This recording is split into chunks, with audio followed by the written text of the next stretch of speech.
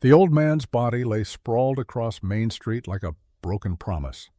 Blood pooled beneath him, mixing with the dust until the ground turned the color of rust.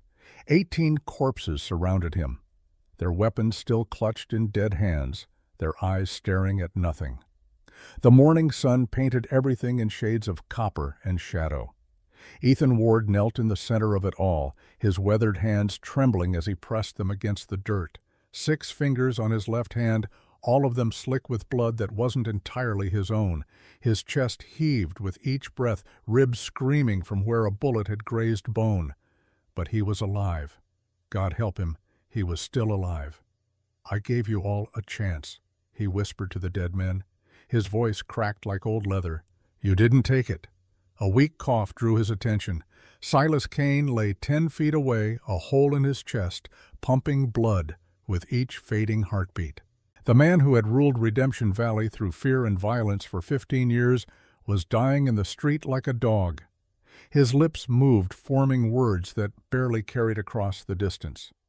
"You're no Saint Ethan Ward. You're the devil who forgot his name." Ethan's hand found the photograph in his coat pocket. The edges had worn soft from 16 years of handling. Grace smiled at him from the image, her arm around their 7-year-old son Benjamin. Both of them had been dead for 16 years. Both of them had burned alive while Ethan lay bleeding in a ravine too broken to save them. "I'm sorry, Grace," he said to the photograph. "I became exactly what you feared." The world tilted. Ethan's vision blurred at the edges. Somewhere behind him, a woman was screaming. Iris Calloway, the widow who ran the boarding house. She had tried to stop this. They all had.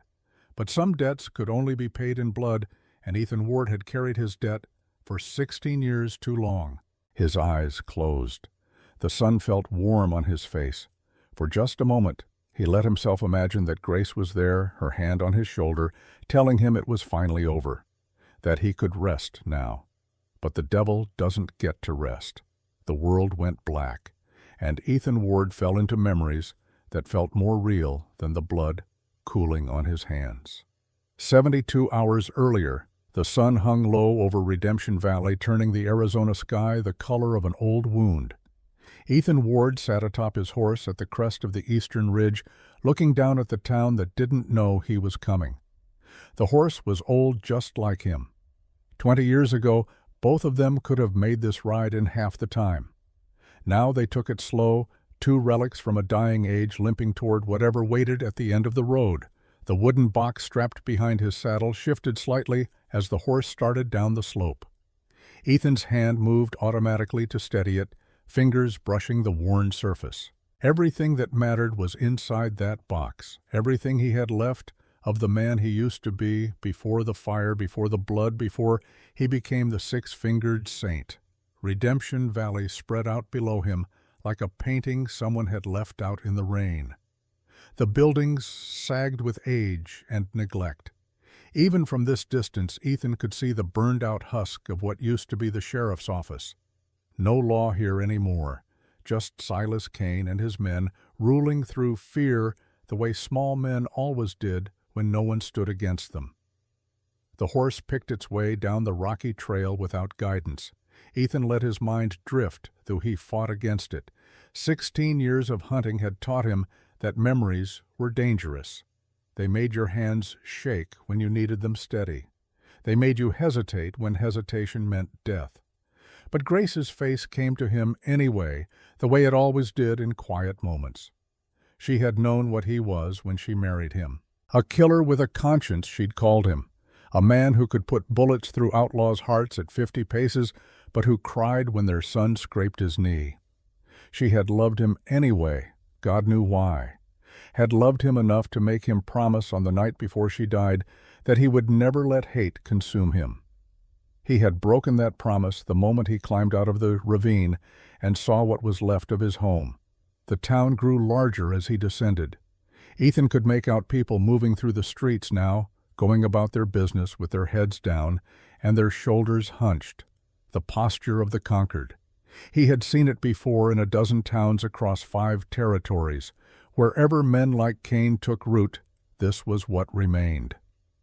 A dog barked as Ethan rode onto Main Street. A few heads turned cataloging another stranger in a town that saw too many of them. An old man on an old horse, both of them covered in trail dust. Nothing worth a second glance. Ethan kept his eyes forward, his spine bent just enough to seem harmless. Let them see what they wanted to see. Let them think he was just another broken soul running from ghosts. The boarding house stood 3 stories tall at the end of the street, its paint peeling like sunburned skin. A sign hung crooked above the door, Calloway House. Ethan dismounted slowly, making a show of how much it hurt. His knees did ache, that part wasn't an act. 72 years had a way of making themselves known. The front door opened before he reached it. A woman stepped out, wiping her hands on her apron. Late 40s, maybe 50, with gray threading through dark hair, pulled back in a practical bun. Her eyes were the kind that had seen too much and stopped looking away from it. "Help you." Her voice carried the flat neutrality of someone who had learned not to get invested in strangers. "Need a room?" Ethan said. His throat felt full of dust. "A week, maybe more." She studied him for a long moment, her gaze moving from his weathered face to the old Colt on his hip to the box strapped behind his saddle. $1 a night. 2 if you want meals. Pay up front. Ethan dug into his coat pocket, pulling out a mix of coins that added up to $10. He held them out. The woman's eyebrows rose slightly. "Planning to stay longer than a week? Maybe?" Ethan met her eyes. "Or maybe I won't need all of it." Something shifted in her expression, a flicker of understanding, or maybe just resignation. She took the money, counted it with practiced fingers, then stepped aside to let him pass. "Iris Calloway," she said. "I run this place. Rules are simple. No fighting, no stealing, no entertaining women in the rooms. You break those rules, you're out. Clear? Clear." The interior smelled of lye soap and old wood. Ethan followed Iris up a narrow staircase to the second floor. His boots creaked on every step. Everything in this town seemed to be groaning under the weight of its own existence. "Second door on the left," Iris said, handing him a tarnished key. "There's a wash basin in the room. Privy's out back. Dinner's at 6 if you want it." Ethan took the key. As Iris turned to leave, he spoke again. "This Silas Kane, he always been running things here." Iris stopped her, back still to him. When she spoke, her voice had gone flat again. All the warmth leached out of it. 15 years, she said, "and if you're smart, you won't say his name out loud again." She left him standing in the hallway, her footsteps fading down the stairs. Ethan unlocked the door and stepped into a small room barely large enough for a bed, a chair, and a washstand. A single window looked out over the back alley. Perfect. He could see anyone coming. He set the wooden box on the bed carefully, like it was full of something that might break. His hands hovered over the latch for a moment before he opened it. The photograph lay on top, protected by a square of oilcloth. Grace and Benjamin captured forever in a moment of happiness that felt like it belonged to someone else's life. Beneath the photo was Grace's wedding ring, the gold blackened by fire but still intact. And beneath that, wrapped in faded red cloth, was the list. 6 names written in blood, his own blood drawn from a cut on his palm the day after the funeral. 5 of those names had lines struck through them. Felix Moreno, Santiago Cruz, William Pike, Dutch Henderson, Thomas Garrett, all dead by Ethan's hand, hunted down one by one across territories and years. The 6th name remained untouched. Declan Sutton. Ethan's hands trembled as he stared at that name. Declan the Hound, they called him. Silas Kane's right hand, and the man who had held the torch that night 16 years ago. The man who had looked Ethan's wife in the eyes as he threw fire through their bedroom window. Below the list, wrapped in the same red cloth, was Ethan's old Colt revolver. 6 chambers, each one loaded with a silver bullet. Custom made expensive as sin, each bullet engraved with the name of one of the men on his list. 5 empty chambers now, 1 bullet left bearing the name that haunted his nightmares. Declan Sutton. Ethan closed the box, his jaw tight enough to ache. Tomorrow he would find Declan. Tomorrow the debt would be paid. And then, what? What came after 16 years of hunting? What did a man do when revenge was all he had left, and suddenly he had nothing? He didn't have an answer. Wasn't sure he wanted one. The Red Canyon Saloon sat in the middle of Main Street like a rotten tooth in a dying mouth. Ethan pushed through the doors as the sun touched the horizon, painting the world in shades of blood and shadow. The interior was thick with smoke and the smell of cheap whiskey. 24 men crowded around tables, their voices rough with alcohol and boredom. Ethan made his way to a corner table, moving slow, keeping his head down. The bartender, a grizzled man with more scars than teeth, brought him a glass of whiskey without being asked. Ethan paid with a few coins and took a sip. It tasted like kerosene. "You're new," the bartender said. It wasn't a question. "Passing through?" "Ain't nobody just passes through Redemption Valley anymore." The old man leaned against the table, his voice dropping low. "Cain don't like strangers. You'd do well to remember that." Ethan said nothing. The bartender shrugged and moved away. Around the saloon, conversations continued in that careful way people talked when they knew walls had ears. Ethan nursed his whiskey and watched the door waiting. He didn't have to wait long. The doors crashed open hard enough to bounce off the walls. 5 men strode in like they owned the place, which they probably did.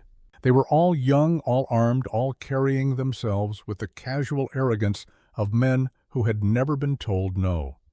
The one in front was bigger than the others, with a scar running from his left eye to his jaw and teeth that had gone brown from tobacco. Declan Sutton had gotten older, harder. But Ethan would have known him in the dark, would have known him by his shadow alone. The room went quiet as Declan and his men approached the bar. The bartender hurried to pour drinks. Declan took his glass, downed it in one swallow, then turned to survey the room like a king inspecting his subjects. His eyes found Ethan. For a moment, nothing moved. Declan's gaze traveled from Ethan's face to his weathered coat to the table between them. A slow smile spread across his scarred face. "Well, well," Declan said, his voice carrying across the silent room. "Look what we got here, boys. A fossil, probably older than the dirt outside." His men laughed on cue. Declan pushed away from the bar and crossed the room with deliberate steps, his boots heavy on the wooden floor.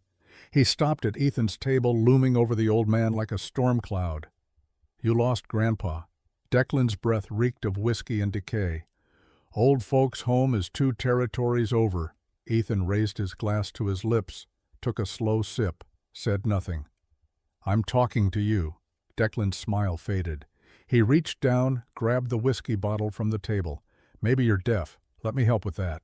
He upended the bottle over Ethan's head. The whiskey hit like cold rain, soaking through gray hair, running down into Ethan's beard, dripping onto his shoulders. The liquid stung his eyes, filled his nose with fumes. Around the room, men laughed. Declan's crew laughed loudest of all. "There you go," Declan said, setting the empty bottle down hard enough to crack the table. "Baptism for the dying. Welcome to Redemption Valley, old man." Ethan sat perfectly still. Whiskey dripped from his beard. His eyes, half closed, focused on nothing. The only sign he had heard anything at all was the slow, deliberate way his hands moved from the table to his lap. 6 fingers on his left hand curled into a fist. The bartender saw it first. The old man's eyes went wide, his scarred face going pale as fresh milk. He took a step back from the bar, his hand moving to grip the counter for support.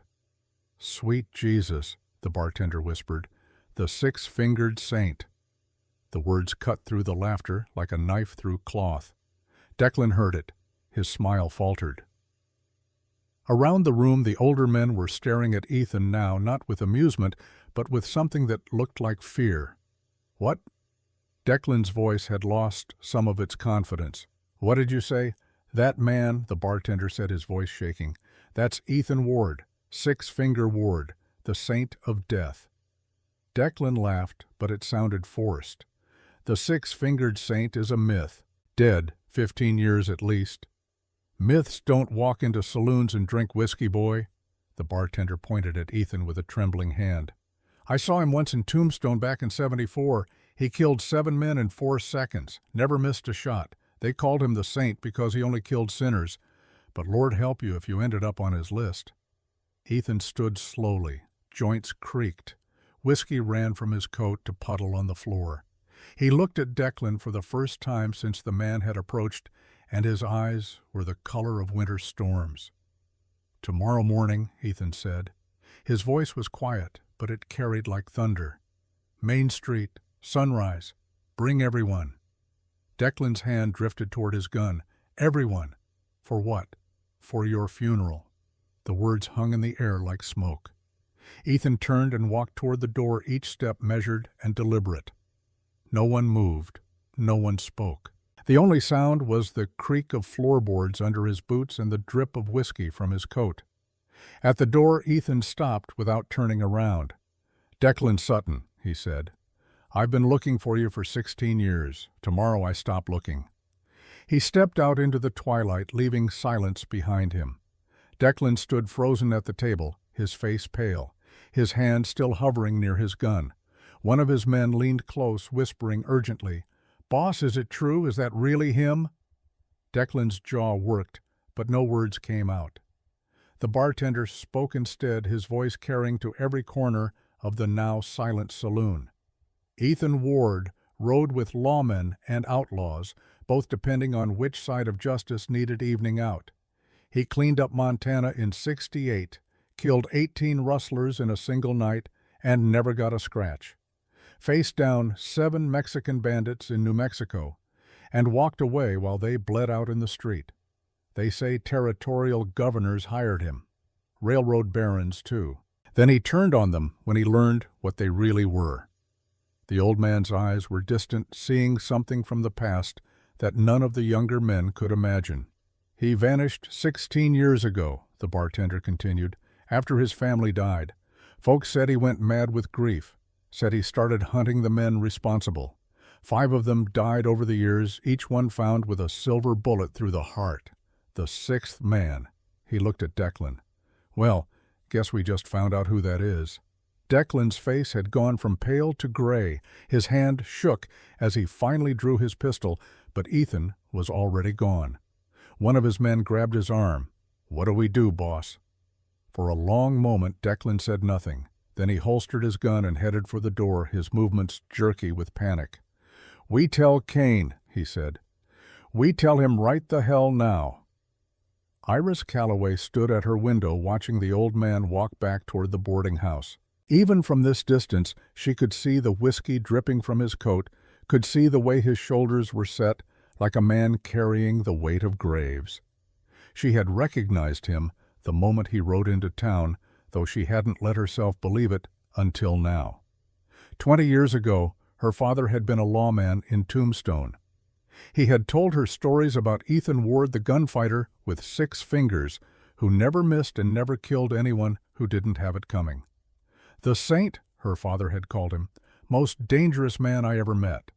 Not because he was fast though he was, not because he was mean though he could be, but because he was righteous, and a righteous man with a gun is more dangerous than any outlaw ever born." Her father had also told her how Ethan Ward disappeared after his family died, how the man who had only killed in the name of justice started killing for revenge, how the saint became something darker. Iris pressed her hand against the glass. Tomorrow morning, this town would run red. She knew it as surely as she knew the sun would rise. Ethan Ward had come to Redemption Valley to kill Declan Sutton, and nothing in heaven or hell would stop him. The question was whether anyone else would survive the reckoning. She thought of Thomas, her husband, hanged 3 years ago by Kane's men for trying to organize the other ranchers. She thought of how she had stood by and done nothing, too afraid to fight, too broken to care. For 3 years, she had lived in the shadow of that guilt. Maybe tomorrow would be her chance at redemption, too. Ethan sat on the edge of his bed, the wooden box open beside him. The photograph of Grace and Benjamin rested in his lap. In the lamplight, their faces seemed to glow, as if lit from within. "I'm sorry," he whispered to them. "I know I promised. I know you wanted me to let it go." Benjamin smiled up at him from the photograph frozen forever at 7 years old. He had his mother's eyes. Grace's hand rested on their son's shoulder, protective, even in a photograph. Ethan traced the outline of her face with one finger. "But I heard him die, Grace. I heard our boy calling for me while I lay in that ravine, too broken to move. I heard the house burning, and I couldn't do anything. I couldn't save you." His voice cracked. Tears ran down his weathered cheeks, disappearing into his beard. "So I hunted them. All 6 of them. And tomorrow I kill the last one." And then he stopped, his throat too tight to continue. What came after? What did a man do when revenge was all he had left? A soft knock at the door made him look up. He wiped his eyes, quickly closed the box, and crossed to the door. His hand rested on the grip of his pistol as he opened it. Iris Calloway stood in the hallway, a tray in her hands. Coffee and cornbread still steaming. "Thought you might be hungry," she said. Her eyes took in his face, red from crying, and she had the grace not to mention it. "Can I come in?" Ethan stepped aside.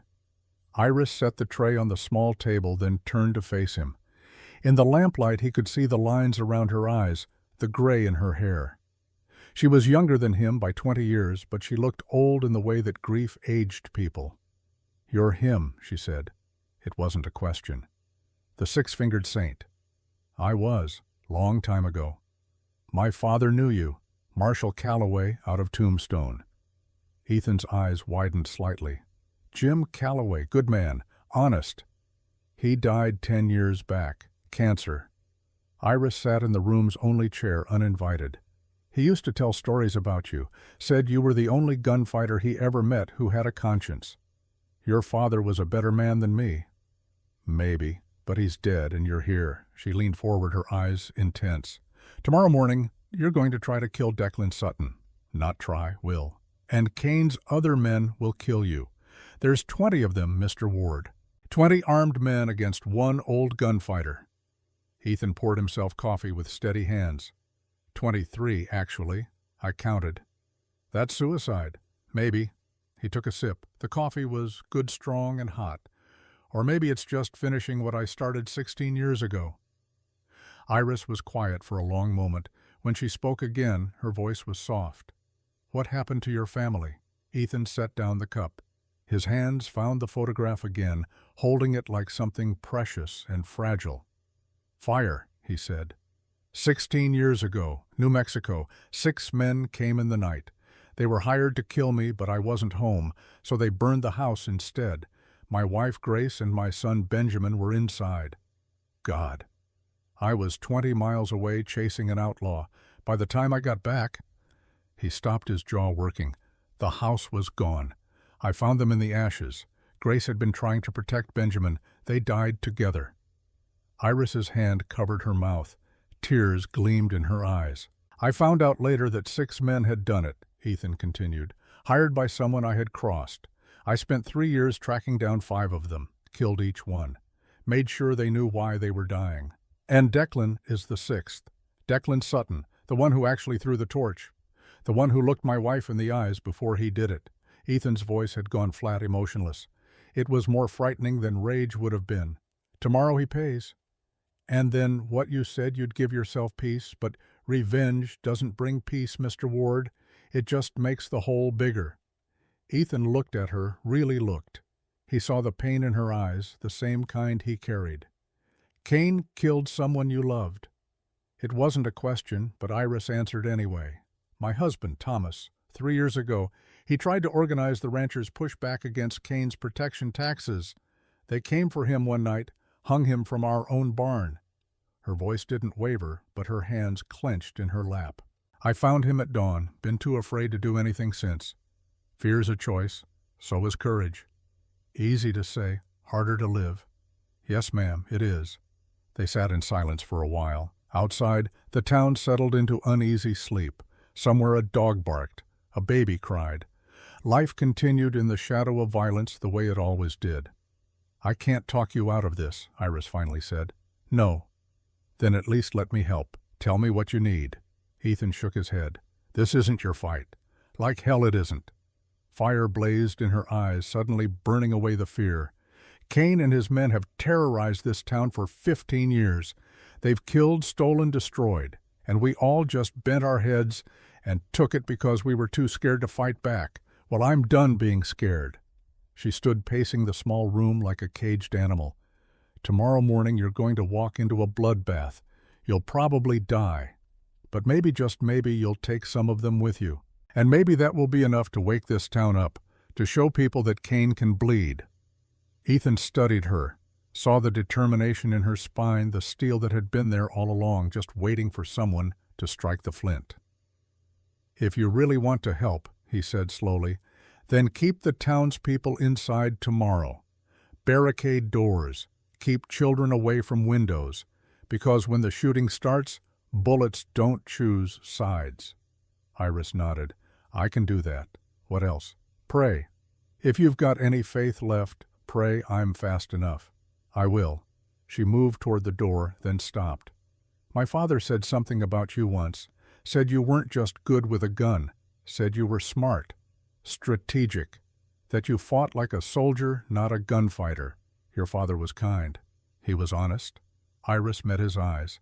"So tell me true. Do you really think you can kill all of them?" Ethan was quiet for a long moment. Then he smiled, and it was the saddest smile Iris had ever seen. "No," he said, "but I can kill Declan. And sometimes that's enough." After she left, Ethan sat alone with his memories and his photograph. He thought about Grace, about the promises he had broken. He thought about Benjamin, who would have been 23 now if he had lived. He thought about the 5 men he had already killed, and whether their deaths had brought him any peace at all. They hadn't. Iris was right about that. Each kill had just made the hole deeper, the emptiness wider. But he couldn't stop, wouldn't stop. Not until the last name was crossed off his list. He pulled the Colt from the box, checking the action. The gun was old but well-maintained, the metal polished to a dull shine. 5 empty chambers, 1 bullet left. Silver with Declan Sutton's name engraved in careful script. 16 years he had carried this bullet. Tomorrow it would finally find its home. Ethan closed his eyes, letting exhaustion pull him down. His last thought before sleep took him was of Grace's smile and whether she would forgive him for what he was about to do. Probably not, but he would do it anyway. Across town, in a sprawling ranch house that served as Silas Cain's fortress, Declan Sutton paced like a caged animal. 3 of Cain's men sat at the table watching him with expressions that ranged from concern to amusement. "It can't be him," Declan said for the 10th time. "The 6-fingered saint is dead. Has to be." "Bartender seemed pretty sure," one of the men said. "He was a massive brute they called Ox, all muscle and no brains. Said he saw Ward in Tombstone 20 years ago, and Ward would be, 70 by now, older. No way he can still fight." But Declan's voice lacked conviction. He remembered the stories too. Everyone who ran in outlaw circles knew about Ethan Ward. The gunfighter who never missed. The man who could draw and fire before you blinked. The saint who only killed sinners. And Declan, who had burned a woman and child alive, was about as much of a sinner as a man could be. The door opened. Silas Cain stepped into the room, and the temperature dropped 10 degrees. Cain was 60, lean as a knife blade, with eyes like chips of ice. He had built his empire through calculated brutality, and he ruled it the same way. "You interrupted my dinner," Cain said. His voice was soft, which made it more dangerous. "This better be important." Declan swallowed hard. "Boss, we got a problem. There's a man in town. Claims to be Ethan Ward." Cain's expression didn't change. "The 6-fingered saint." "Yes, sir, and he called me out. Said tomorrow morning Main Street.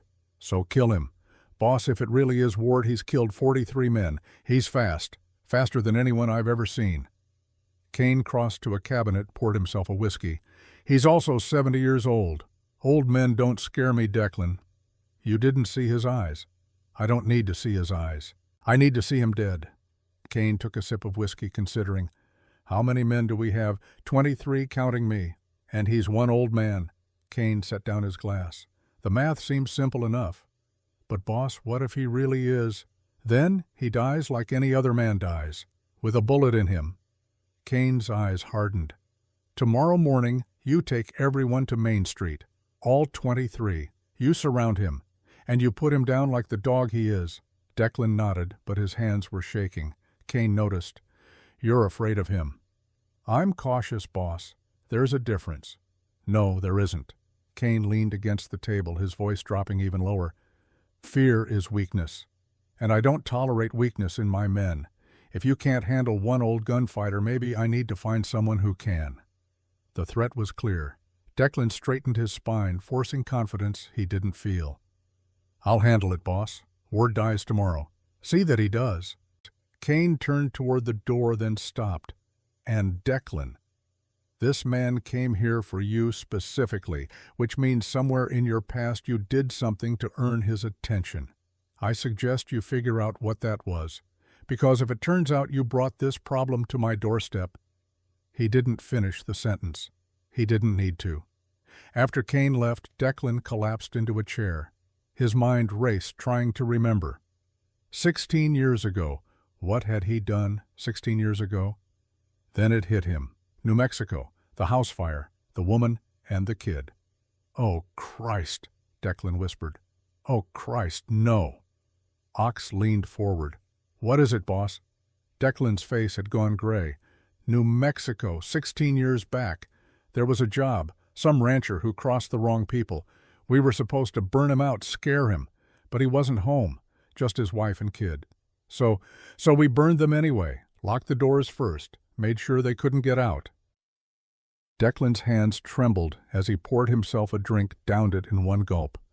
The woman kept screaming for her husband, kept calling his name, Ethan. She called him Ethan. The room went silent. I threw the torch, Declan continued. His voice sounded hollow, like it was coming from someone else. Looked her right in the eyes and threw it through the window. She was holding the kid. They burned together. And now the husband's here, Ox said quietly. Now the husband's here. Declan poured another drink. And he's been hunting me for 16 years. One of the other men spoke up. Boss, maybe we should run. Get out of town tonight. Run where? Declan laughed, but there was no humor in it. You heard what the bartender said. Ward has hunted men across 5 territories for 16 years. Where am I going to run that he won't follow? He drained his glass, slammed it down hard enough to crack the wood. No, Kane's right. We end this tomorrow, 23 against 1. Even if he is the saint, even if he's as good as they say, he can't beat those odds. But Declan's eyes were haunted, and his hand shook as he reached for the bottle again. Dawn came too soon, and not soon enough. Ethan woke to gray light filtering through the window. His body ached in a dozen places, old wounds and older bones protesting another day of existence. He sat up slowly, his joints popping like kindling in a fire. The wooden box sat on the table where he had left it. Ethan opened it one more time, taking out the photograph. He studied Grace's face, memorizing details he had memorized 1,000 times before. The small scar on her chin from a childhood fall, the way her eyes crinkled when she smiled, the strand of hair that never quite stayed in place. I'll see you soon, he whispered to her, one way or another. He dressed carefully, checking his Colt. The silver bullet gleamed in its chamber. One shot. That was all he needed, all he had ever needed. A knock at the door. Ethan opened it to find Iris, her face pale but determined. The whole town's talking, she said. Half of them want to watch. The other half want to hide. Tell them to hide.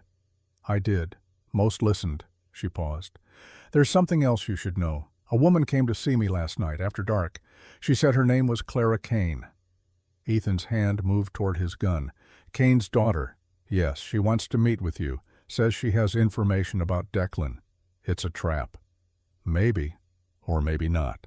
Iris handed him a folded piece of paper. She's waiting at the old church, alone. She said to tell you that she knows the truth about 1875. Ethan took the paper, his mind racing. This could be a setup, Kane trying to get him before the duel, or it could be something else, something he hadn't anticipated. He made a decision. Tell her I'll meet her, but not at the church. Too easy to ambush. Tell her to come here to your boarding house. Front parlor, And you stay in the room with us." Iris nodded and hurried away. Ethan checked his gun again, then settled in to wait. Clara Kane arrived 20 minutes later. She was younger than Ethan expected, maybe 30, with her father's ice-blue eyes, but none of his coldness.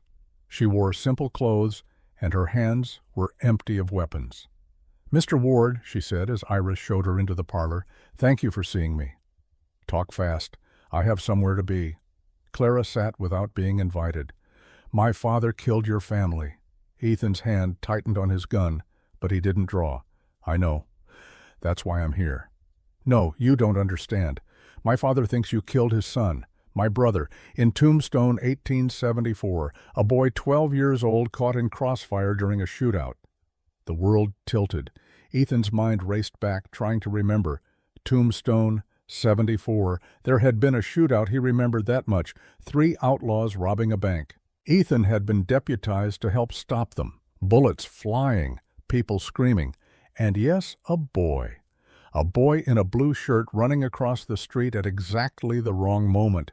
Ethan's bullet had been meant for the outlaw, but it had hit a post, ricocheted, caught the boy in the chest. The boy had died in the street while his father screamed. "Oh, God," Ethan whispered. "That was Kane's son. That was my brother, Thomas Kane." Clara's eyes were wet, but her voice stayed steady. "My father went mad with grief. When Declan Sutton came to him 2 years later, offering revenge, father took it. He thought you had murdered Thomas in cold blood. Declan told him you were a killer, that you had targeted our family. It was an accident. I was aiming for—" "I know. I found letters, witness statements, people who saw what really happened. But my father never knew. Declan used his grief to manipulate him, made him into the monster he is now." Ethan sank into a chair, his head spinning. 16 years. 16 years of hunting. 5 men dead. All because of a lie. All because Silas Kane had been fed a false story about his son's death. "Why are you telling me this?" His voice sounded hollow. "Because Declan Sutton is the real enemy. He orchestrated everything, used my father's pain, used your anger, set you against each other so he could hide behind the chaos." Clara leaned forward. "If you fight today, more innocent people will die. My father, you, maybe others. And Declan will slip away like he always does. What do you want me to do? Help me prove the truth to my father. Show him what Declan really is. Then we can end this together." Ethan looked at Iris, who had been silent through the whole exchange. She nodded slightly, encouraging him to listen. But before Ethan could respond, a tremendous crash echoed from outside. Shouting. Gunfire.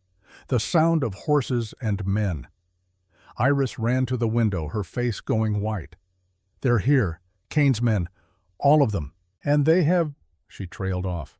Ethan crossed to the window, looked out, and felt his blood turn to ice. 23 armed men surrounded the boarding house. In the center, bound and gagged, was Iris. No, not Iris, she was right here, but it looked like— "That's Emily Foster," Iris breathed. "She runs the general store. She's built like me, same height, same hair." Declan Sutton sat on his horse in the middle of the street, a smile on his scarred face. "Ward!" he shouted. "We know you're in there. Come out now or the woman burns. You got 5 minutes." Ethan's hands clenched into fists. This was it, the moment he had been preparing for, but not like this, not with an innocent woman's life on the line. "It's a trap," Clara said. "They're trying to draw you out." "I know." Ethan checked his gun one more time. 5 empty chambers, 1 silver bullet. "Doesn't matter. I can't let her die." "You'll be outnumbered 23-1. 24, Ethan corrected. He looked at Clara. "Your father's out there too. I can see him." She moved to the window, her face crumbling when she saw Silas Kane sitting on his horse beside Declan. "No, father, no." Ethan walked toward the door. Iris grabbed his arm. "You'll die out there." "Probably." He gave her a sad smile. "But I ran once. When they burned my family, I was wounded, and I ran. Told myself I'd come back, that I'd make it right. But I ran, and they died alone. That wasn't your fault. Maybe not. But this will be." He gently removed her hand from his arm. "Keep Clara safe. Barricade the doors after I leave. And whatever happens, don't come out until it's over." He stepped onto the porch. The morning sun hit him full in the face, warm and clean. 23 men stared back at him, their hands on their guns. Declan Sutton dismounted, walking forward with exaggerated confidence. "There he is," Declan called out. "The six-fingered saint." "Doesn't look like much, does he, boys?" Laughter from the men, but it sounded nervous. Ethan descended the steps slowly, his spurs ringing with each step. He stopped in the middle of the street, 20 yards from where Emily Foster knelt in the dirt, terrified. "Let her go," Ethan said. His voice carried in the morning stillness. "She's not part of this." "Neither was my brother," Declan shot back. "But you didn't care about that, did you, 16 years ago in New Mexico?" Silas Kane spoke for the first time. "Jack Sutton, Declan's brother. You arrested him for bank robbery. He hanged." "He was guilty," Ethan said flatly. "So is your wife. So was your son." Declan's face twisted with rage. "You took my blood, so I took yours. My wife and son were innocent, and my brother wasn't." Declan drew his gun, pointing it at Emily. "You want innocence protected? Then draw, old man. Let's see if you're still as fast as they say."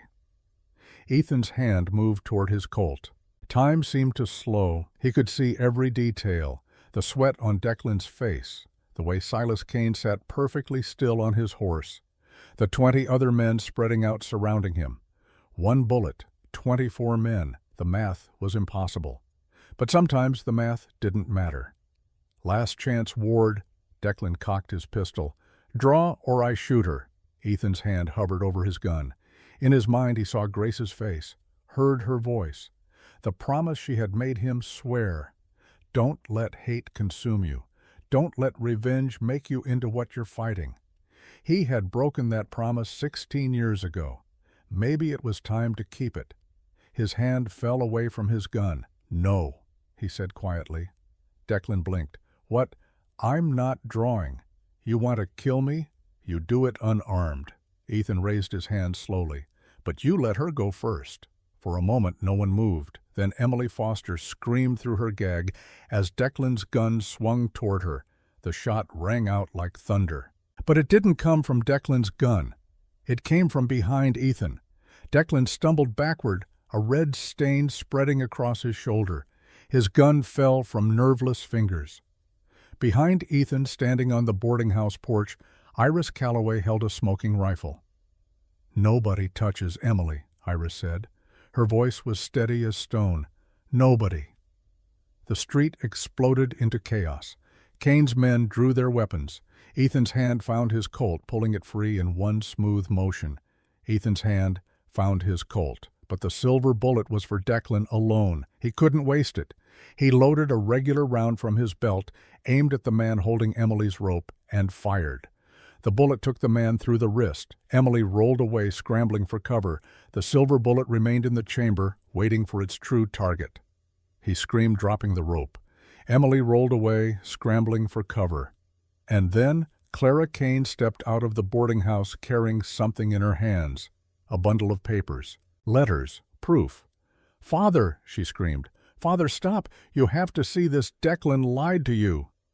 But her words were lost in the roar of gunfire as Kane's men opened fire on everything that moved, and the legend of the six-fingered saint stepped into his last dance with death.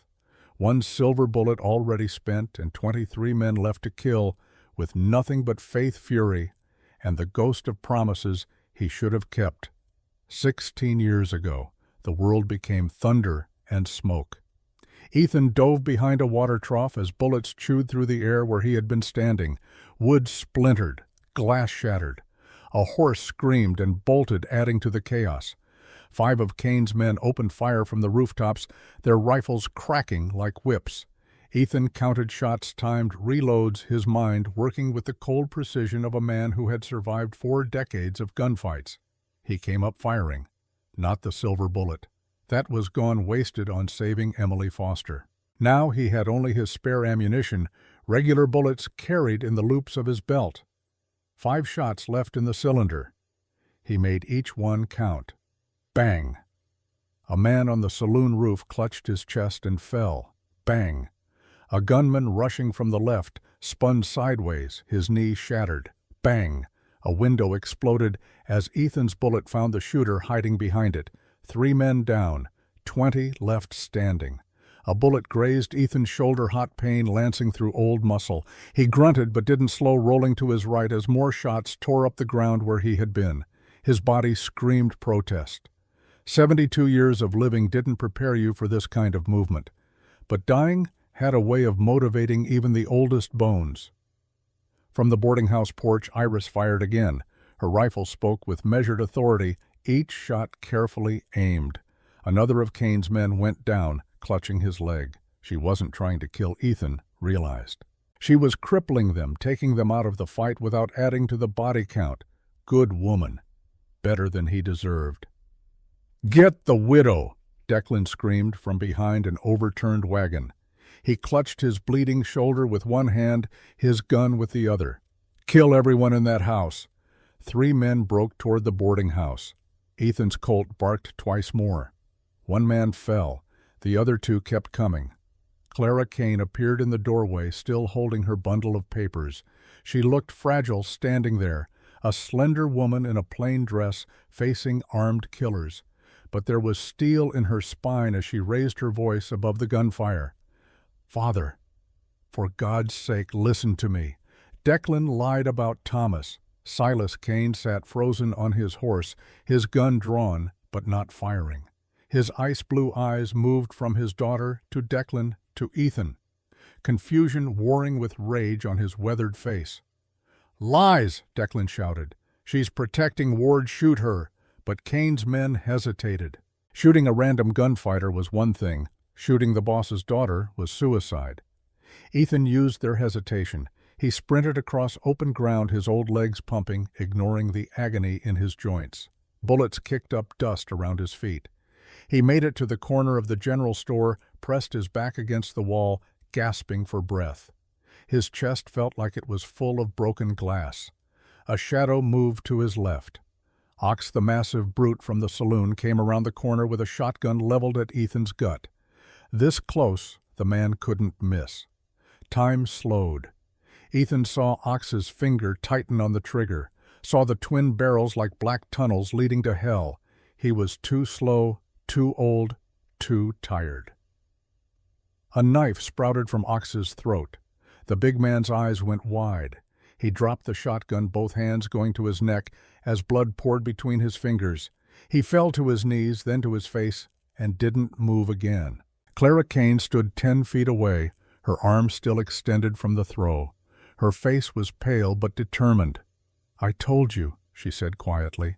"Declan is the enemy, not you." Ethan stared at her. "You just killed a man. I just saved your life." She moved to Ox's body, retrieved her knife, wiped it clean on his coat. "My father taught me to throw when I was 12. Said a woman in the territories needed to know how to protect herself. Your father's trying to kill me." "My father's confused. There's a difference." She held out the bundle of papers. "These are witness statements from Tombstone. They prove Thomas's death was an accident, that you were aiming at an outlaw, that Declan twisted the story to manipulate my father." Gunfire continued to rip through the morning. Ethan glanced around the corner, counting. 14 men still standing. No 13. Iris had just dropped another one. "Your father won't read papers in the middle of a gunfight." "Then we need to end the gunfight." Clara's eyes were fierce. "Help me get to him. Let me show him the truth before more people die." It was insane. Suicidal. Everything Ethan had learned in 40 years of survival told him to refuse to focus on staying alive long enough to kill Declan. But Grace's voice whispered in his memory, "Don't let hate consume you." "Stay behind me," he said. They moved together through the chaos. Ethan led with his Colt, Clara following with her knife. 2 of Kane's men spotted them, raised their weapons. Ethan fired twice. Both men fell wounded, but alive. His ammunition was running critically low now. 2 bullets left in the cylinder. Maybe 6 more in his belt. Against 13 men. A bullet cracked past his ear so close he felt the heat. Ethan spun, fired. The shooter on the hotel balcony jerked backward, hit in the shoulder. 12 men left, 1 bullet remaining in the gun.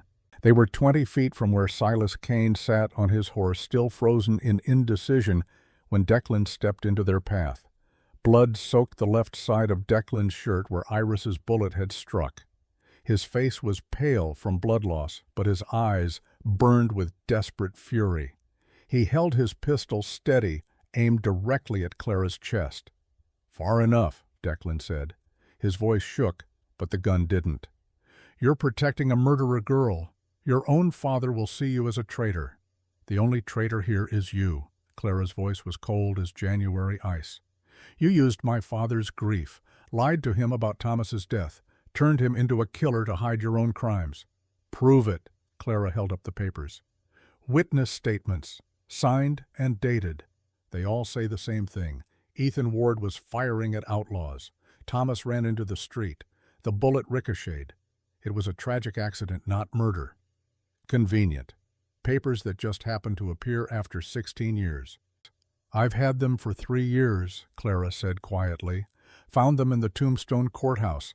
I've been trying to work up the courage to show my father ever since." Declan's gun hand trembled. "Then why now? Why wait until Ward shows up?"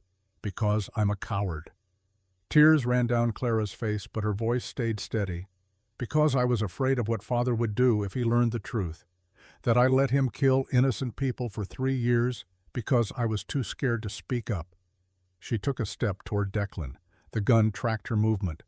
"But I'm done being scared, and I'm done letting you poison my father. 1 more step and I shoot." Clara took that step. The gun roared. Clara gasped, stumbling backward. Ethan's heart stopped, but Clara stayed on her feet, her hand pressed to her side where the bullet had grazed her ribs. Blood seeped between her fingers, but she was alive. Declan's hand shook violently now. "Next one goes through your heart." "No," Silas Kane said. "It doesn't." The old man dismounted from his horse with the stiff movements of someone who had been sitting too long. He walked toward Declan, his own gun now pointed at his lieutenant's head. "Lower your weapon," Kane said. His voice was soft as silk and twice as dangerous. "Boss, she's lying. Ward killed Thomas. I saw the reports." "What reports?" "The ones you showed me. The ones that conveniently proved exactly what you needed them to prove." Kane's eyes were like chips of glacial ice. "I'm many things, Declan. A killer, a tyrant, a man who has done terrible things in the name of grief, but I'm not stupid." Declan's face went from pale to gray. "Boss?" 15 years, Kane continued.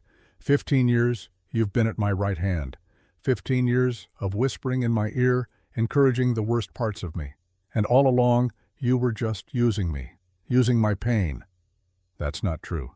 Show me your brother's grave." Declan blinked. "What?" "Jack Sutton, your brother. The man you claim Ward murdered. Show me his grave. Tell me where he's buried." In New Mexico, near—" "You don't know, do you?" Kane's smile was colder than death. "Because you've never visited it. Because you don't actually care that he's dead. You only care that his death gave you leverage over me." The gun in Declan's hand sagged. He looked around wildly, seeing his world collapse. Kane's remaining men had stopped firing, watching their boss with growing understanding. A few of them started backing away, sensing which way the wind was blowing. "I trusted you," Kane said. Each word fell like a hammer. "I made you rich, gave you power, and you repaid me by turning me into a monster." "You were always a monster." Declan's composure shattered like glass. "Your son died and you went crazy. I just pointed you in a direction. At innocent people. At Ward, I pointed you at the man who killed Thomas. It was an accident." Clara's voice pained but strong. She held up the papers with her free hand, the other still pressed to her bleeding side. "Read them, Father, please." Kane took the papers without looking away from Declan. He read the first page, then the second. With each line, his face grew harder, colder. When he finished, he looked at Ethan for the first time. "Is this true? Did you kill my son by accident?" Ethan met his gaze. Yes, I was aiming at an outlaw named Dutch Carver. The bullet hit a post, ricocheted, hit your boy in the chest. I tried to save him. Couldn't. He died in my arms. And you never knew he was my son. Not until today. Kane was quiet for a long moment. When he spoke again, his voice was barely a whisper. I killed your family because Declan told me you murdered Thomas in cold blood, that you were a killer who targeted children. I know. And you've spent 16 years hunting the men responsible. 5 are dead. Declan's the last. Kane nodded slowly. Then he turned back to Declan, and his gun rose again.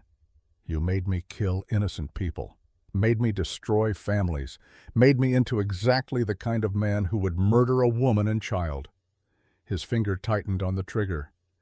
Give me one reason I shouldn't end you right now. Declan's eyes darted around, looking for escape. His men had all backed away, abandoning him. Only Ethan, Clara, and Kane remained close. Because I'm not the only one responsible, Declan's voice rose to a desperate shout. There are others.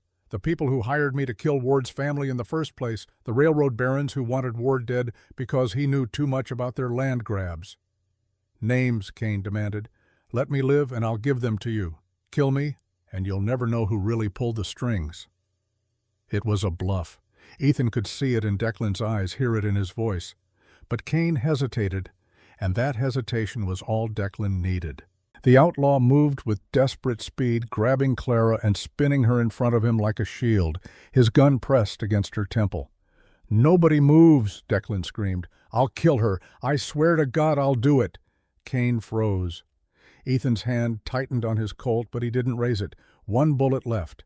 At this angle, with Clara in the way, he couldn't risk the shot. Let her go, Kane said. All the coldness had drained from his voice, replaced by a father's fear. Please, she's my daughter, my only child. Take me instead. You think I'm stupid? The second I let her go, you'll kill me. Declan started backing toward the alley, dragging Clara with him. Here's what's going to happen. I'm leaving town, taking her with me. When I'm safe, I'll let her go. You have my word. Your word means nothing. It's all you've got.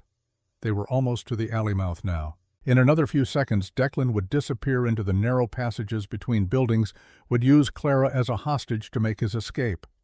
Ethan had seen it before. Men like Declan didn't let hostages go. They killed them when they were no longer useful.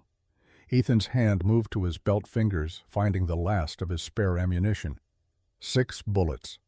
He began loading them into the empty chambers with practiced speed, never taking his eyes off Declan. Ward knows I'm right, Declan called out. Don't you, old man? You know men like me. We survive. Always have. Always will. You're wrong about that, Ethan said quietly. His gun was loaded now. 6 shots. Men like you don't survive. You just delay the inevitable. Big words from a man with an empty gun. Who said it was empty? Declan's eyes widened as he saw the freshly loaded Colt in Ethan's hand. His gun started to move from Clara's head toward Ethan. It was the mistake Ethan had been waiting for. The moment Declan's barrel moved even an inch away from Clara's skull, Ethan fired.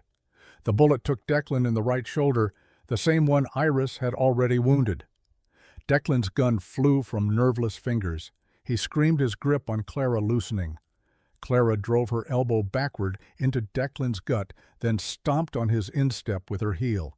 As he doubled over, she pulled free and dove aside. Ethan fired again. This bullet took Declan in the left knee. The outlaw collapsed, screaming, both hands going to his shattered leg. Silence fell over Main Street. The remaining gunmen had fled. Bodies lay scattered in the dust, some dead, most just wounded. Iris emerged from the boarding house, her rifle lowered. She ran to Emily Foster, cutting the woman's bonds. Ethan walked slowly toward where Declan writhed in the dirt. Kane and Clara followed the father's arm around his wounded daughter's shoulders. Please, Declan gasped through his pain. Please, I can give you names. I can help you. Ethan stood over him. I don't want names. I don't want help. I just want you to know something. What? Your brother Jack, the one I arrested, he wasn't guilty. Declan blinked. What? The bank robbery in New Mexico. Jack took the blame because the real robbers threatened to kill you if he didn't. He died to protect you, and you repaid him by burning my family alive. That's a lie. I found out the truth 10 years ago, tracked down one of the real robbers. He told me everything before I killed him. Ethan's voice was flat, emotionless. Your brother was a good man who made a bad choice for a good reason, and you wasted his sacrifice. Declan's face crumbled. No, you're lying. I'm a lot of things, but I'm not a liar.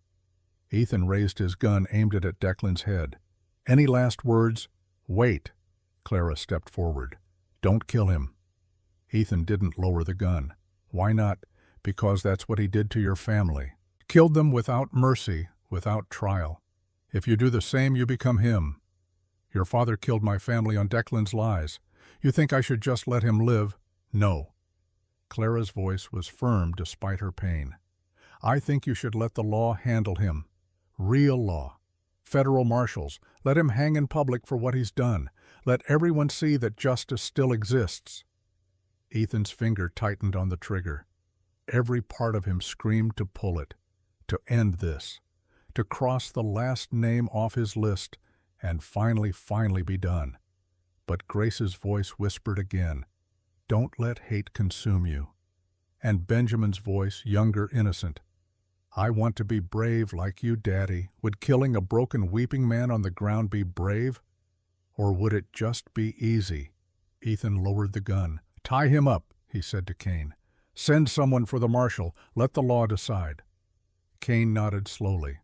Some of his men emerged from hiding cautious and began binding Declan's wounds and hands. The outlaw sobbed as they worked his mind broken along with his body. Ethan turned away suddenly exhausted. The adrenaline that had kept him moving drained away all at once, leaving him feeling every one of his 72 years. He stumbled, would have fallen if Iris hadn't been there to catch him. Easy, she said softly. I've got you. Is Emily all right? Shaken but unharmed. You saved her life.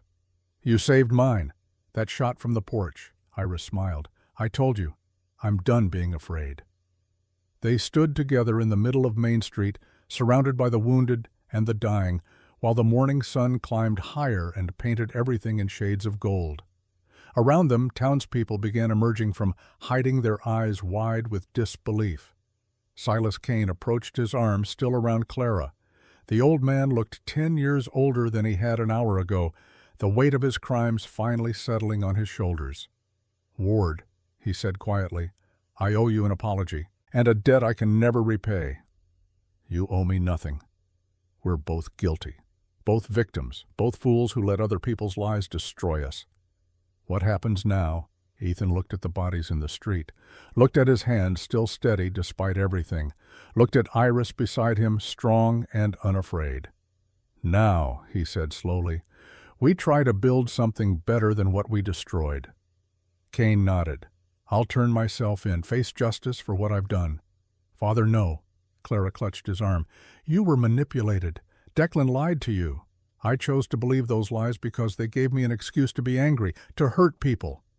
Kane's eyes were wet. Your brother wouldn't want me to hide from what I've become. He'd want me to face it, to try to make amends. He turned to his daughter, cupped her face gently in his weathered hands. You're the best thing I ever made. Don't let my mistakes define you. Build a better life. Be the person I should have been. Clara sobbed against his chest. Ethan turned away, giving them privacy for their goodbye. Iris squeezed his hand. You did good today. I didn't kill him. Doesn't feel like I did anything. You chose mercy over revenge. You broke a cycle that's been killing people for 16 years. That's not nothing. Maybe she was right. Maybe this was what Grace had wanted all along. Not for him to be weak, but to be strong enough to stop. To choose a different path even when the old one felt so familiar. The sound of hoofbeats made everyone turn. A dozen riders appeared at the end of Main Street, led by a man wearing a federal marshal's star. Somebody want to explain, the marshal called out, why my town looks like a war zone. Ethan stepped forward. That would be me, Marshal. Name's Ethan Ward, and I've got a long story to tell you. The marshal's eyes widened. Six-Finger Ward the Saint. Used to be, now I'm just a tired old man trying to do the right thing. Then start talking, and this better be good. As Ethan began explaining everything from Thomas Kane's accidental death to Declan's lies to the confrontation in the street, he felt something shift inside him. The rage that had burned for 16 years was finally cooling. The hate that had defined him was finally fading. He wasn't whole, might never be whole again. But for the first time since the fire, he felt something other than emptiness. He felt hope, and maybe, just maybe, that was enough. The federal marshal's name was Henry Blackburn, and he had the kind of face that had seen too much and forgotten none of it. He sat across from Ethan in what remained of the Red Canyon Saloon's back room, a bottle of whiskey between them that neither man had touched. Outside, his deputies were cataloging the dead and wounded, taking statements from townspeople who had watched the gunfight from behind locked doors and shuttered windows. "Let me see if I have this straight," Blackburn said, his pencil hovering over a worn notebook. "Silas Kane's 12-year-old son was killed in Tombstone in '74. Accidental ricochet during a shootout. You were the one who fired the shot." "Yes." 2 years later, Declan Sutton approaches Kane, tells him, "You murdered his son in cold blood," uses Kane's grief to manipulate him into burning your family alive as revenge. "That's right. You spend 16 years hunting down the 6 men involved, kill 5 of them. Come here for the 6th. Yes." Blackburn set down his pencil, rubbed his eyes. And Kane had no idea the whole thing was built on a lie until his daughter showed him witness statements this morning. "Correct. Hell of a story, Ward." The marshal picked up the whiskey bottle, poured himself 2 fingers, downed it in one swallow. "Problem is, I'm not sure what to do with it." Ethan looked at him steadily. "I killed 5 men. That's murder no matter how you dress it up. Self-defense could be argued. They participated in the deaths of your wife and child. I hunted them down, tracked them across territories. That's not self-defense, Marshal. That's premeditated killing." "Maybe. Or maybe it's justice in a land where the law couldn't reach." Blackburn poured another drink. "You know how many marshals we have covering this territory? 6. 6 men for 100,000 square miles. We can't be everywhere. Sometimes justice has to come from other places. That's a dangerous philosophy. It's a realistic one." The marshal leaned back in his chair. "Here's what I see. An old man who lost everything to a criminal conspiracy, who spent 16 years making the guilty pay, who, when he finally had the last man at his mercy, chose not to kill him, chose to let the law handle it instead. What's your point?" "My point is that the man who started this hunt 16 years ago would have put a bullet in Declan Sutton's brain without hesitation. But you didn't. You changed. That counts for something." Ethan thought about Grace, about the promise he had broken, and then, at the last possible moment, kept. What about Kane? Kane's a different story. 15 years of murder, theft, extortion. Even if Declan manipulated him, Kane still gave the orders, still pulled triggers. Blackburn's face hardened. "He'll hang, no question about it. He's ready to face that. Wants to make amends." "Good. Makes my job easier." The marshal stood, collecting his notebook. "As for you, Ward, I'm ruling the 5 killings as justifiable homicide in pursuit of your family's murderers. Questionable legally, but I'm making the call. You're free to go." Ethan blinked. Just like that. Just like that. "But Ward," Blackburn paused at the door, "don't make me regret this decision. You've got a second chance here. Most men don't get that. Use it well." After the marshal left, Ethan sat alone with the untouched whiskey, his mind churning, free. After 16 years of running, of hunting, of living with death as his only companion, he was simply free. Now what? A soft knock interrupted his thoughts. Iris stood in the doorway, her rifle slung over one shoulder. She had washed the gunpowder residue from her hands, but her dress still showed spots of blood. "Emily Foster wants to thank you," Iris said, "and Clara Kane asked if she could speak with you before her father is taken away. Tell Emily I'm glad she's safe.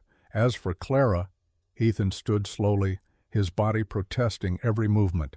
"I'll see her." "Where is she?" "At the boarding house. The doctor's stitching up her side." They walked together through streets that looked like a battlefield. Blood stained the dirt in dark patches. Bullet holes pocked every building on Main Street. Someone had already started hauling away the dead, loading them onto wagons with grim efficiency.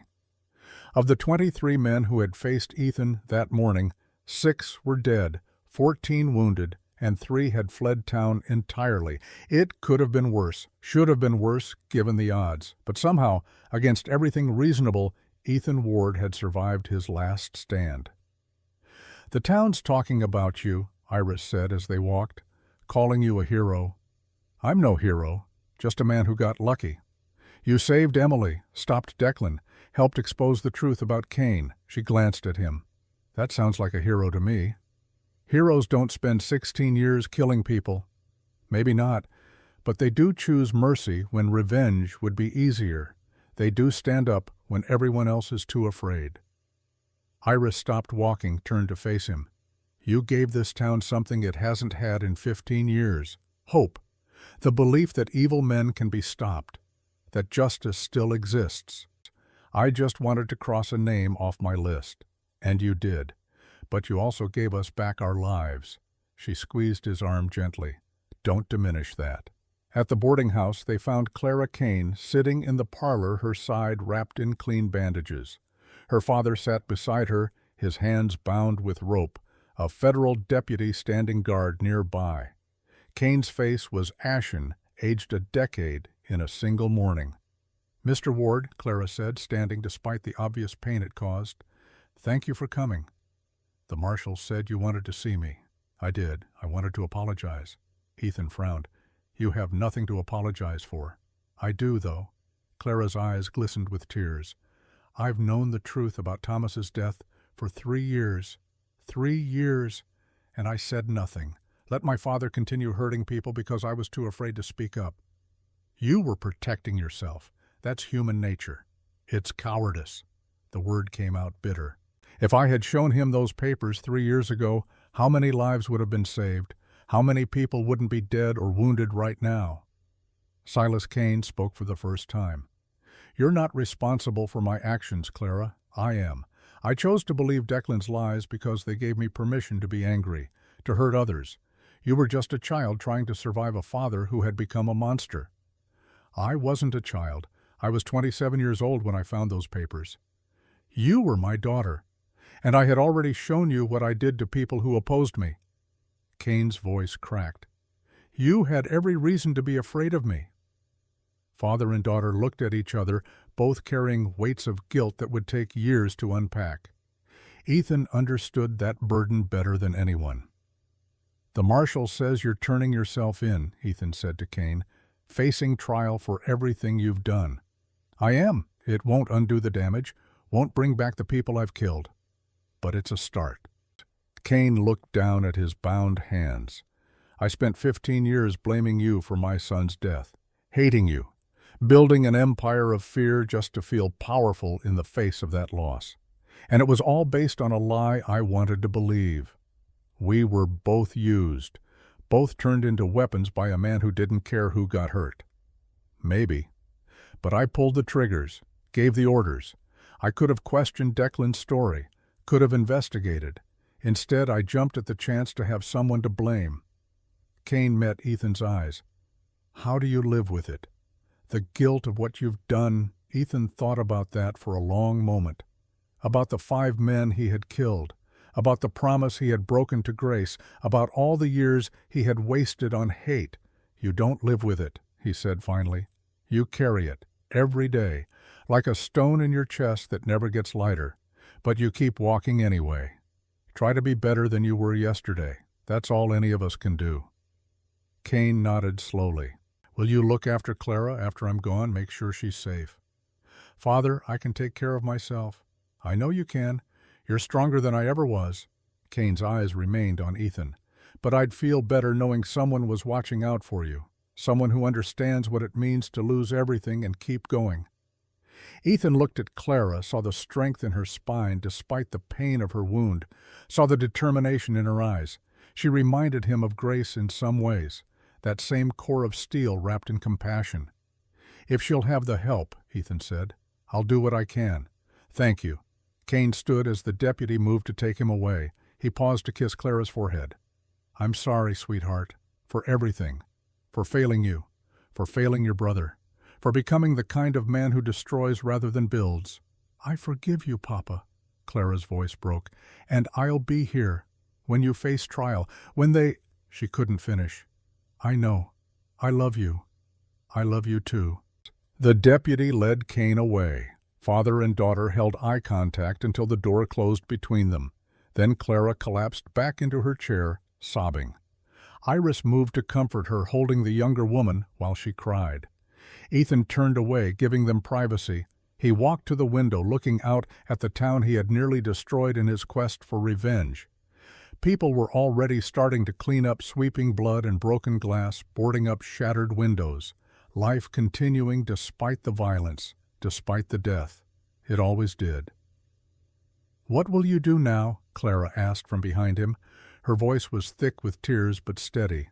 "I don't know," Ethan admitted. "Never thought past killing Declan. You could stay, help rebuild what my father destroyed." Ethan turned to face her.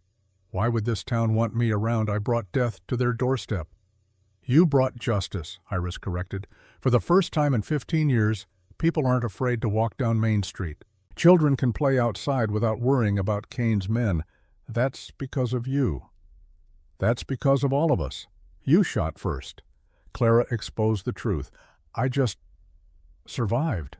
"You did more than survive," Clara said. "You showed mercy when you could have chosen revenge. That matters." Before Ethan could respond, the boarding house door opened. Emily Foster entered, supported by her husband. The woman's eyes were red from crying, but she walked with determination. She crossed directly to Ethan and took his weathered hands in hers. "Thank you," she said simply. "You saved my life." "I just did what anyone would do." "No, most people would have run, would have saved themselves." Emily's grip tightened. "You stood up to 23 armed men to save a stranger. That's not something anyone would do. That's something a hero does." There was that word again. Hero. It sat uncomfortable on Ethan's shoulders like a coat that didn't quite fit. He had killed too many men to be a hero, had broken too many promises, had let hate consume him for too long. But maybe that wasn't the whole story. Maybe people could be more than their worst moments. Maybe redemption was possible, even for men who had walked in darkness for 16 years. "I'm just glad you're safe," Ethan said. Emily nodded, squeezed his hands once more, then let her husband lead her away. As the door closed behind them, a comfortable silence settled over the parlor. Iris brought coffee, and the three of them sat together, each lost in their own thoughts. "My father owns a ranch," Clara said eventually. 300 acres north of town, good water, good grazing land. He'll forfeit it when he's convicted, but I'm his heir. It'll come to me." "That's a lot of land for one person to manage," Iris observed. "It is. I'll need help." Clara looked at Ethan. "I'll need someone who knows how to work hard, how to protect what matters, how to build something lasting." Ethan set down his coffee cup. "You're offering me a job.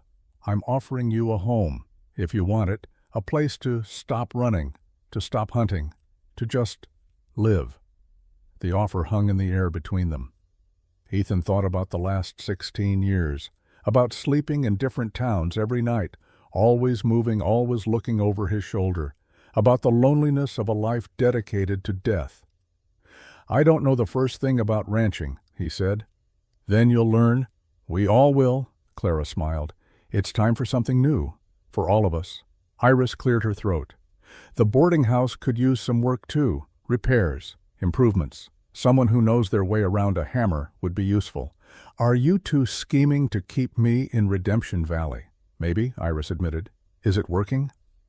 Ethan looked at these two women, both wounded physically and emotionally, both survivors, both offering him something he hadn't had in 16 years, a future. "I'll think about it," he said, but he was already thinking yes. 3 days later, Ethan stood at the edge of town, looking down at a simple wooden cross he had hammered into the ground. The cross marked nothing, commemorated no grave. It was simply a symbol, a memorial to the life he was leaving behind. He had carved 6 names into the wood: Felix Moreno, Santiago Cruz, William Pike, Dutch Henderson, Thomas Garrett, Declan Sutton, the 6 men who had killed his family. The 6 names that had defined his existence for 16 years. Now those names were just wood and memory. The men themselves were dead or imprisoned. The debt was paid. The hunt was over. Ethan pulled the old photograph from his coat pocket. Grace and Benjamin smiled at him from the faded image, frozen forever in a moment of happiness. He had carried this photo across 5 territories, through dust storms and blizzards, across mountains and deserts. It had been his constant companion through the darkest years of his life. "I'm done, Grace," he said to the image. "I finished it, crossed the last name off the list, and I didn't kill him. Chose mercy like you asked. I hope that counts for something." The wind picked up, rustling through the scrub grass. For just a moment Ethan could almost hear Grace's voice in that wind, could almost feel her hand on his shoulder, could almost believe she was proud of him. "I'm staying here," he continued, "in Redemption Valley, going to help Clara with the ranch, help Iris with the boarding house, try to build something instead of destroy. It won't bring you back, won't erase what I've done, but maybe it's a start." He placed the photograph at the base of the cross, weighing it down with a smooth stone. Then he drew his Colt, the gun that had taken so many lives, and placed it beside the photo. "I'm done with this too," he whispered. "Done being the 6-fingered saint. Done being a killer. I'm just Ethan Ward now. Just a man trying to do better." He stood there for a long moment, saying goodbye to the life he had lived, the man he had been.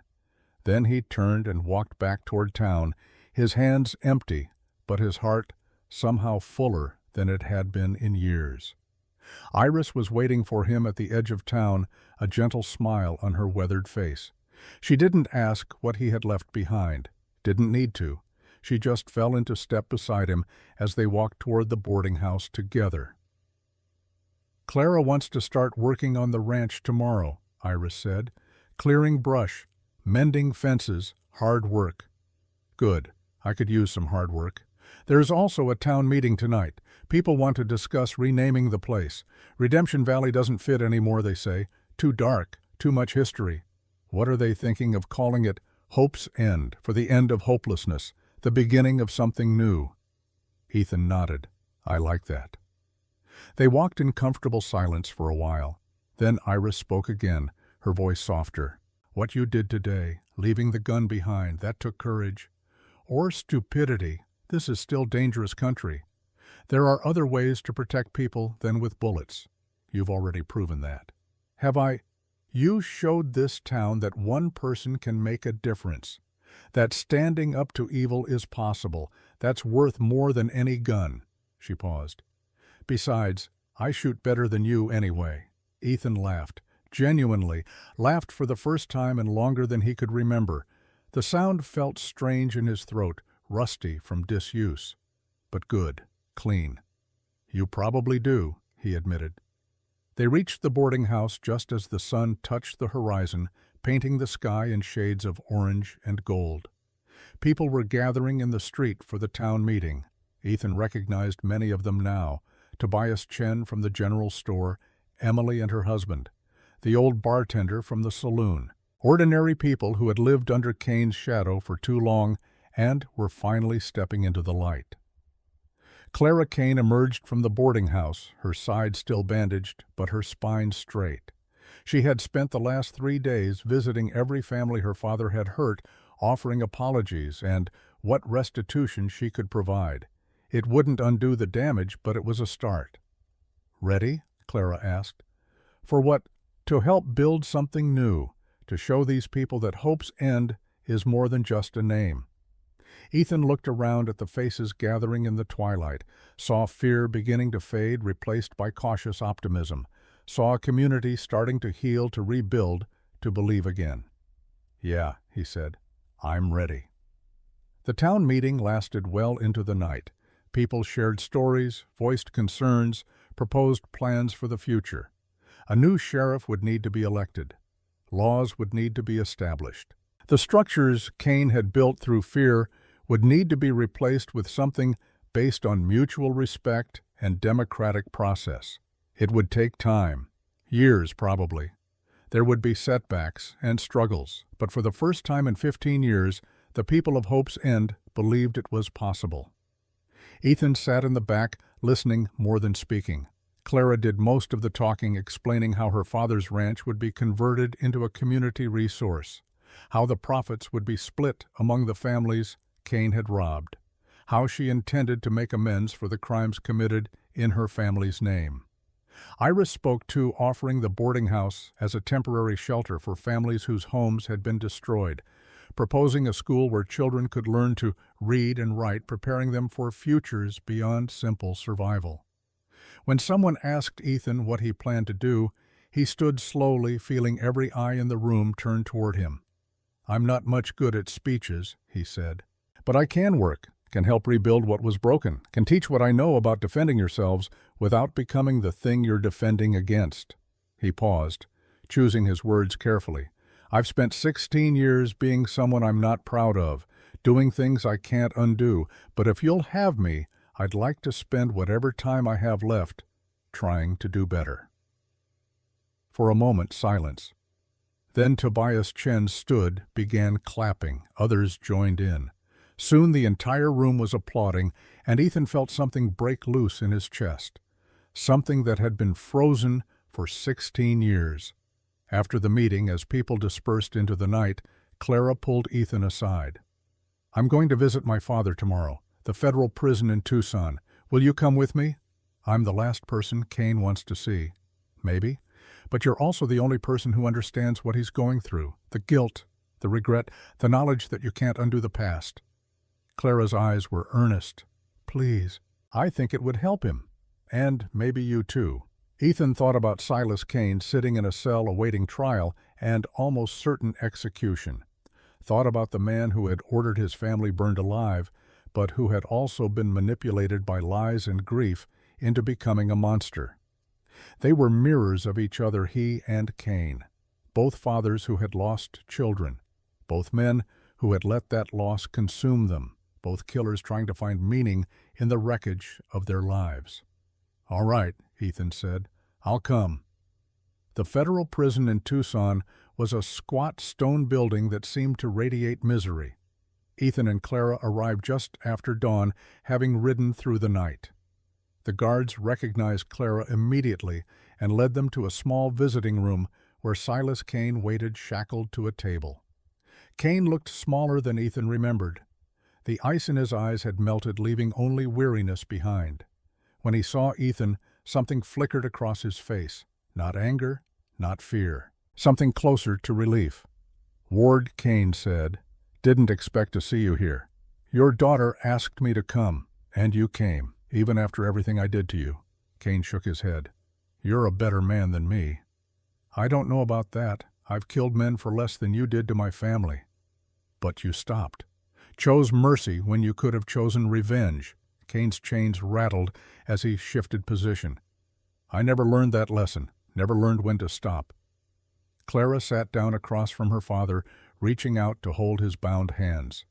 "How are they treating you?" "Fine. Better than I deserve." Kane's eyes returned to Ethan. "They're going to hang me. Trial's a formality. The evidence is overwhelming." "I know." "Good. It's what should happen, what needs to happen." Kane took a shaky breath. "But before they do, I need to know something. Can you ever forgive me for Grace and Benjamin, for what I took from you?" Ethan pulled out a chair, sat down slowly. For a long moment he didn't speak. He thought about his wife, her smile, her kindness. Thought about Benjamin, who would have been 23 now, who might have had children of his own. "I don't know," he said, honestly. "Part of me wants to say yes, to let it go and move on. But another part will always see them burning, will always hear my son calling for me while I bled in a ravine. I understand. But I'm trying, Every day I'm trying to let it go, to remember that you were manipulated, that grief made you into something you weren't meant to be." Ethan met Kane's eyes. "Maybe someday I'll get there, maybe not, but I'm trying." Kane nodded, tears streaming down his weathered face. "That's more than I have any right to ask for. Thank you." They sat together in the small room, three broken people trying to find meaning in the ruins of their lives. Outside, the sun climbed higher, indifferent to human suffering, to guilt and grief, and the long road to redemption. "Clara tells me you're staying in Hope's End," Kane said eventually. "I am, going to help with the ranch. Try to build something good out of all this destruction. The ranch was my father's before me. He built it with honest work, honest sweat. Then I turned it into a monument to fear." Kane looked at his daughter. "I'm glad you'll be the one to return it to what it was meant to be." "I can't do it alone, Papa."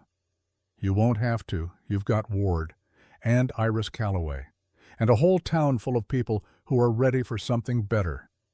Kane smiled sadly. "You'll do fine. Better than fine. You'll build something beautiful." A guard entered, indicating their time was up. Clara stood reluctantly, squeezing her father's hands one last time. "I'll be at the trial," she said, "and after. I won't let you face this alone." "You're the best thing I ever did," Kane said. "Remember that. When I'm gone, remember that one good thing came from my life." They said their goodbyes. As Ethan and Clara walked back to their horses, she turned to him with red eyes. "Thank you for coming, for trying to forgive him. I did it as much for myself as for him. Holding on to hate was killing me little by little. Maybe letting it go will give me a chance to actually live again." They rode back to Hope's End in contemplative silence, each lost in thoughts of the past and possibilities of the future. 6 months passed. The ranch flourished under Clara's management. She had a gift for organization, for making the land produce without destroying it. Ethan worked beside her, learning the rhythms of honest labor. His hands, so skilled at dealing death, learned to mend fences and deliver calves and coax crops from stubborn soil. The work was hard, harder than gunfighting in many ways, but it was clean. At the end of each day, Ethan could look at what he had built rather than what he had destroyed, could sleep without seeing the faces of the men he had killed. Most nights, anyway, Iris's boarding house became the heart of Hope's End. She opened the school she had dreamed of, teaching children to read and write during the day, hosting community gatherings in the evenings. The town grew slowly but steadily, attracting families who wanted a fresh start, who believed in the possibility of a place built on cooperation rather than fear. Clara visited her father once a month, making the long ride to Tucson and back. After each visit, she would return quieter, more thoughtful, but also more determined to make the ranch succeed, to prove that good could emerge from evil, that redemption was possible even in the darkest circumstances. Silas Kane's trial lasted 3 days. The verdict was never in doubt.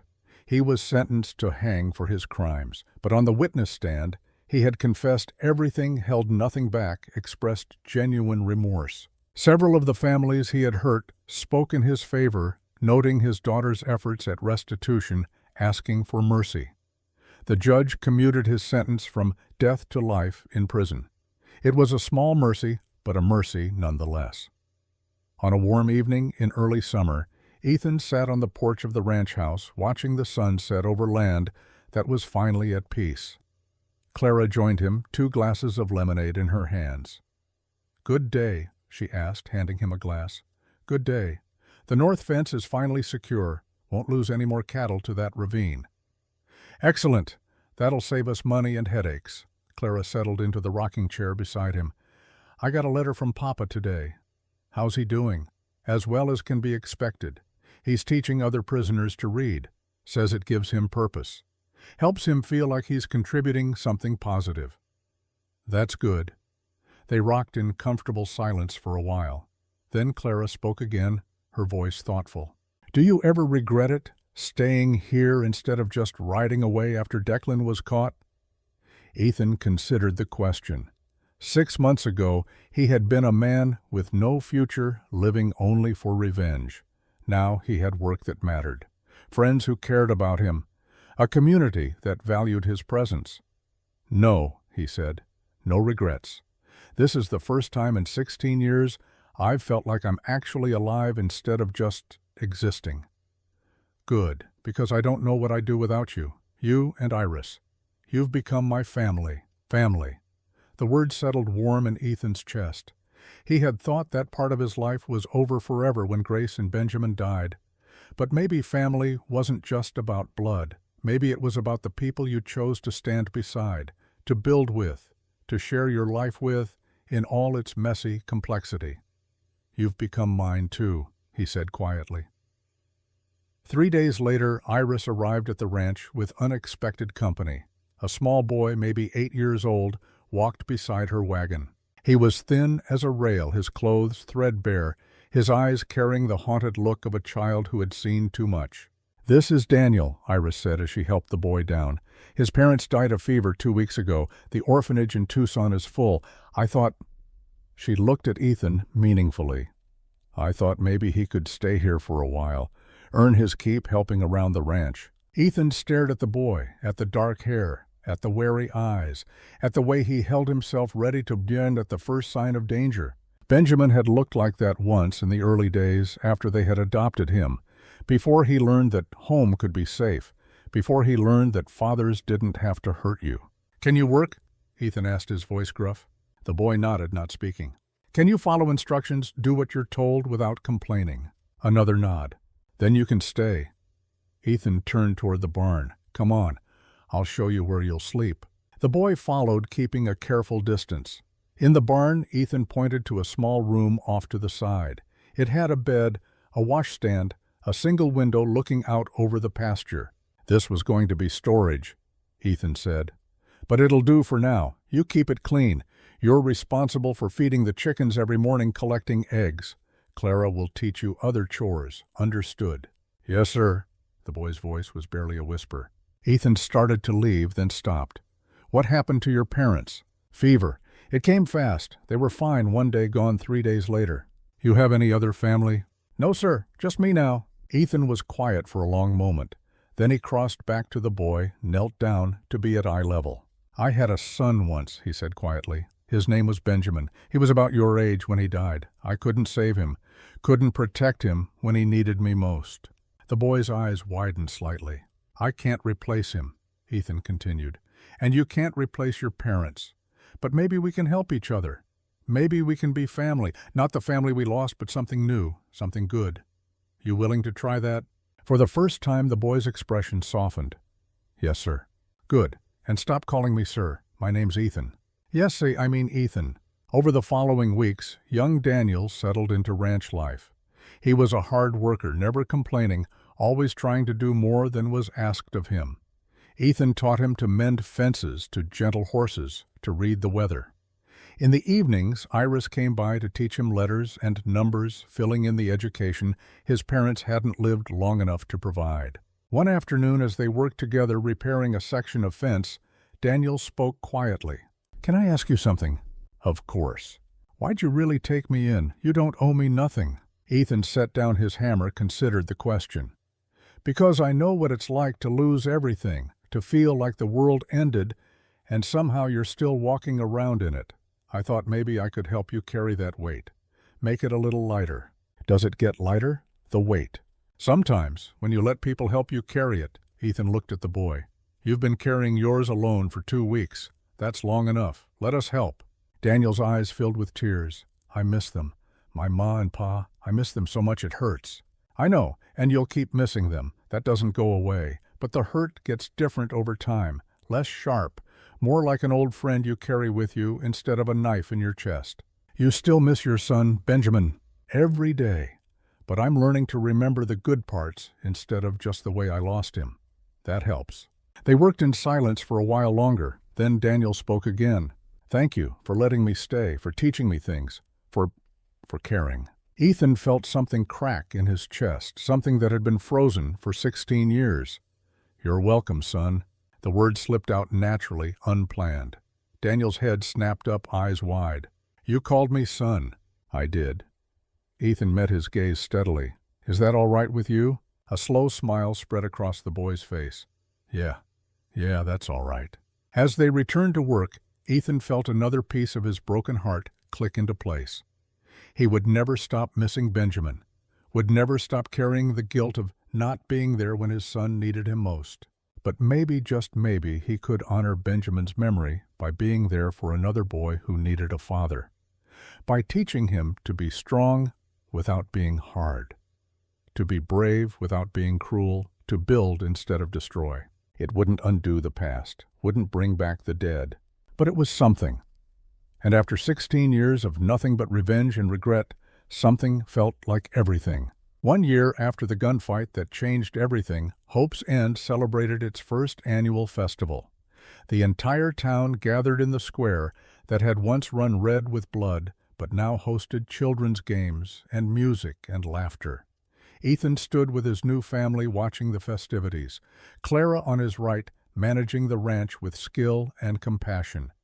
Iris on his left, her school thriving, her laughter coming easier with each passing month. Daniel visiting from his latest construction project, building homes for families across the territory, and around them a community that had learned to thrive without fear, that had chosen hope over despair, cooperation over conflict, building over destroying. "Happy?" Iris asked, slipping her hand into his. Ethan looked at her, surprised. Over the past year, their friendship had deepened into something more. Nothing dramatic, no grand declarations. Just a gradual recognition that they understood each other's scars, that they could heal better together than apart. "Yeah," he said. "I am." "Good. Because I was thinking." She squeezed his hand gently. "This boarding house is getting too big for one person. Could use someone to help manage it, someone who knows about fixing things." "Are you offering me another job?" "I'm offering you a partnership. In the boarding house, in the school, in building this town into something remarkable." She paused, her eyes searching his. "In building a life together, if you want that." Ethan thought about Grace, about the love he had lost. He would always carry her memory, always honor what they had shared. But he was still alive, still capable of feeling, of connecting, of loving.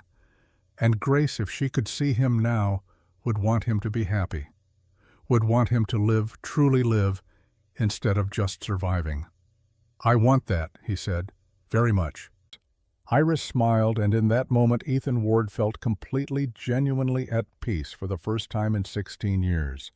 As the sun set over Hope's End, painting the sky in shades of gold and pink, children played in streets that were finally safe. Families gathered without fear. Music drifted on the evening breeze. And one old gunfighter who had walked through darkness for longer than most men could endure finally stepped fully into the light. The six-fingered saint was gone, buried with the photograph and the gun at the edge of town. In his place was just Ethan Ward. Carpenter, teacher, partner, father, friend. It was enough, more than enough. It was everything. Late that night, after the festival ended and the town slept, Ethan walked alone to the edge of Hope's End, to the simple wooden cross he had planted in the ground 6 months ago, the cross that bore 6 names, the cross where he had left his gun and Grace's photograph. Both were still there, weathered by sun and rain, but intact. Ethan knelt in the dirt, his old knees protesting. He picked up the photograph, studied Grace's face one last time in the moonlight. "I kept my promise," he whispered. "Took me 16 years and a lot of blood to get there. But I finally chose mercy over revenge. I hope that makes you proud." The wind stirred warm and gentle. "I found a new family, Grace. Not to replace you and Benjamin. Nobody could ever do that. But people who need me, who I need. I'm going to spend whatever time I have left building instead of destroying, teaching instead of killing, living instead of just surviving." He placed the photograph back at the base of the cross. Then he stood, his back straight, despite his 72 years, and looked toward the lights of hope's end. Somewhere in that town, Iris was closing up the boarding house. Clara was settling accounts at the ranch. Young Daniel was probably asleep in the bunk Ethan had built for him, dreaming whatever dreams 8-year-old boys dreamed: his family, his purpose, his redemption. The old man who had once been the 6-fingered saint who had killed 43 men and nearly lost his soul in the process turned his back on the graves of the past and walked toward the lights of the future. And for the first time in 16 years, Ethan Ward was finally home. The end.